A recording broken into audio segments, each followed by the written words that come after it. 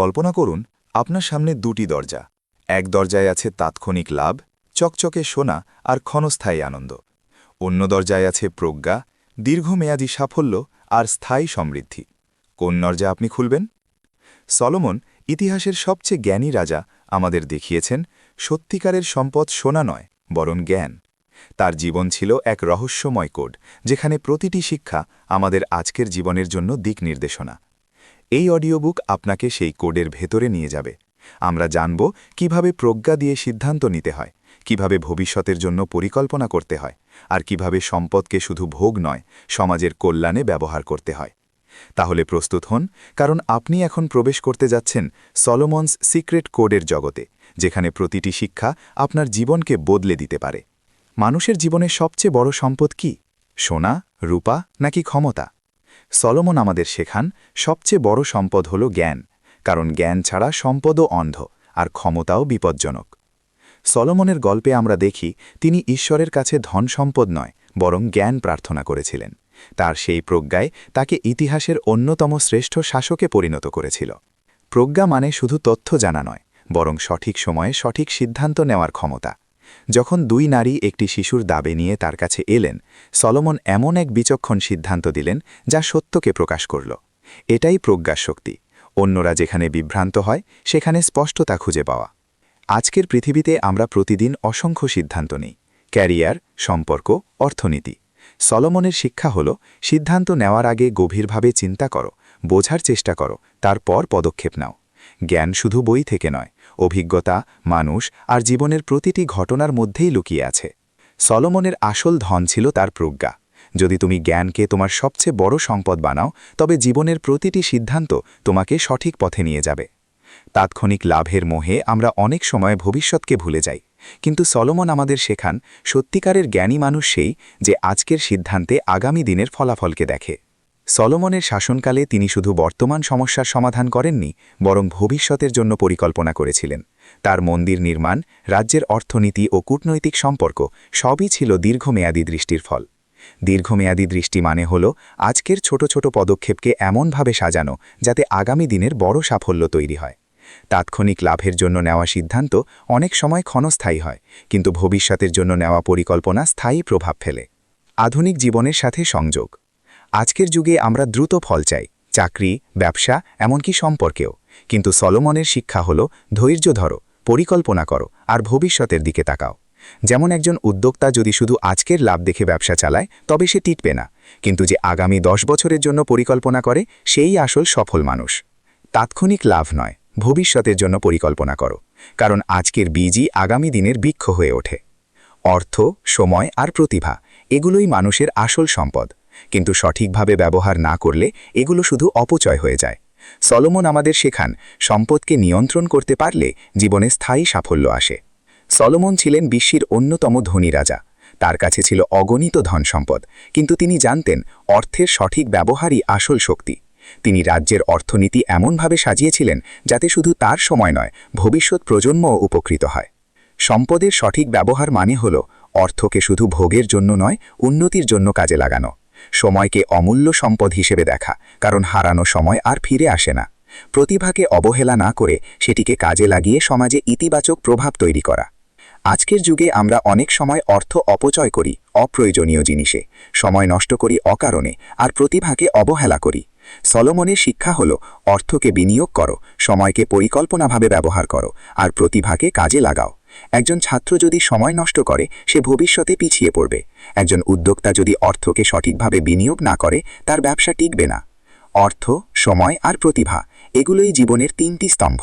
সলোমনের মতো যদি তুমি এগুলোকে সঠিকভাবে ব্যবহার করো, তবে তোমার জীবন হবে স্থায়ী সাফল্যের গল্প।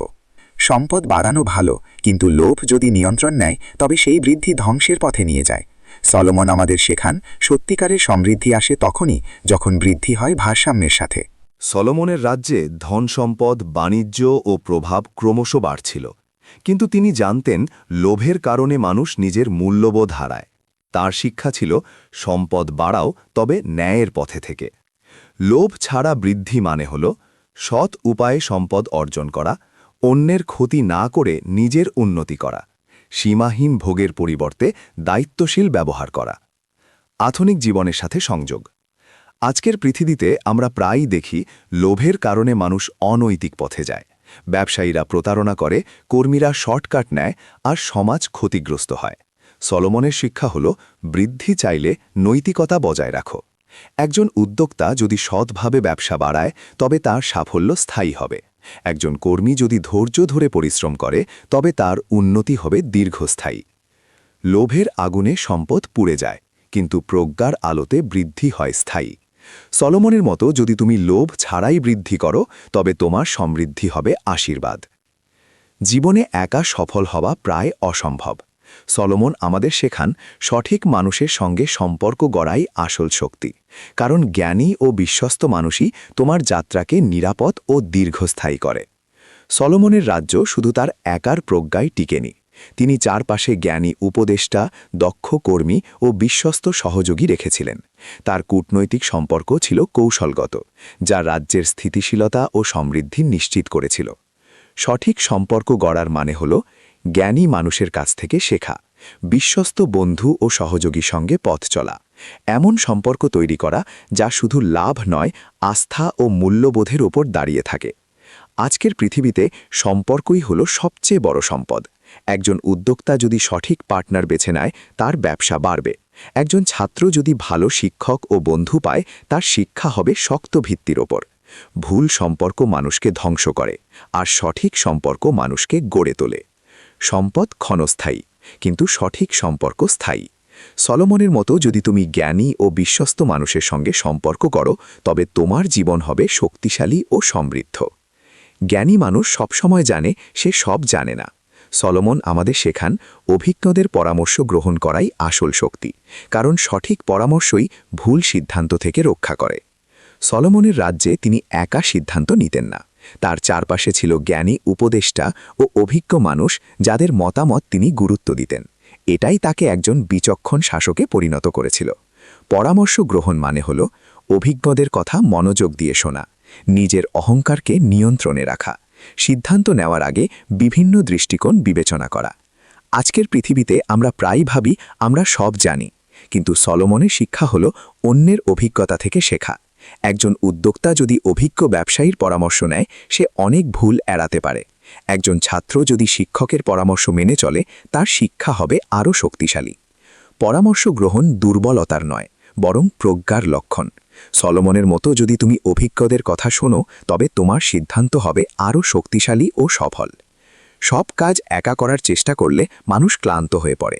সলোমন আমাদের শেখান, সফল হতে হলে দায়িত্ব ভাগ করতে জানতে হবে। কারণ নেতৃত্ব মানে সবকিছু নিজে করা নয়, বরং অন্যদের ক্ষমতাকে কাজে লাগানো। সলোমন তার বিশাল রাজ্য পরিচালনা করেছিলেন দক্ষতার সাথে। তিনি জানতেন একা সবকিছু করা সম্ভব নয়, তাই তিনি বিশ্বস্ত কর্মকাণ্ডে দায়িত্ব দিয়েছিলেন। কেউ অর্থনীতি দেখত, কেউ বিচার, কেউ রাজ্যের নিরাপত্তা। এই দায়িত্ব ভাগ করার মাধ্যমেই তার রাজ্য শক্তিশালী হয়েছিল। দায়িত্ব ভাগ করা মানে হল অন্যের দক্ষতাকে কাজে লাগানো, নিজের সীমাবদ্ধতা স্বীকার করা, টিম ওয়ার্কের মাধ্যমে বড় লক্ষ্য অর্জন করা। আজকের যুগে একজন উদ্যোক্তা যদি সব কাজ একা করতে চায়, অ্যাকাউন্টিং, মার্কেটিং, প্রোডাকশন, তাহলে সে দ্রুত ভেঙে পড়বে। একজন নেতা যদি টিমকে বিশ্বাস না করে, তবে সে কখনো বড় সাফল্য পাবে না। দায়িত্ব ভাগ করা মানে শুধু কাজ কমানো নয়, বরং অন্যদের ক্ষমতাকে সম্মান করা। সলোমন আমাদের শেখান, নেতৃত্ব মানে একা সবকিছু করা নয়, বরং দায়িত্ব ভাগ করে সবাইকে সঙ্গে নিয়ে এগিয়ে যাওয়া। এভাবেই গড়ে ওঠে স্থায়ী সাফল্য। মানুষ যতই ধনী বা ক্ষমতাবান হোক, যদি তার জীবনে আধ্যাত্মিক মূল্যবোধ না থাকে, তবে সেই সাফল্য স্থায়ী হয় না। সলোমন আমাদের শেখান, সত্যিকারের জ্ঞান শুরু হয় ঈশ্বরের প্রতি ভয় ও শ্রদ্ধা থেকে। সলোমন তার জীবনের শুরুতেই বুঝেছিলেন, প্রজ্ঞা ও নেতৃত্বের আসল উৎস হল ঈশ্বর। তাই তিনি সব সিদ্ধান্তে আধ্যাত্মিক মূল্যবোধকে কেন্দ্রস্থলে রেখেছিলেন। ভয় ও শ্রদ্ধা মানে ভয় পাওয়ার মতো আতঙ্ক নয়, বরং গভীর সম্মান ও দায়িত্ববোধ। এটি আমাদের শেখায়, নৈতিকতা, সততা ও আধ্যাত্মিকতা ছাড়া কোনো সাফল্য পূর্ণতা পায় না। আজকের পৃথিবীতে আমরা প্রায়ই দেখি মানুষ অর্থ ও ক্ষমতার পিছনে ছোটে, কিন্তু মূল্যবোধ হারিয়ে ফেলে। সলোমনের শিক্ষা হল, জীবনের কেন্দ্রে আধ্যাত্মিকতা রাখো। একজন ব্যবসায়ী যদি শুধু লাভের দিকে তাকায় কিন্তু নৈতিকতা ভুলে যায়, তার সাফল্য ভেঙে পড়বে। একজন নেতা যদি ক্ষমতার মোহে ন্যায়ের পথ হারায়, তবে তার নেতৃত্ব টিকবে না।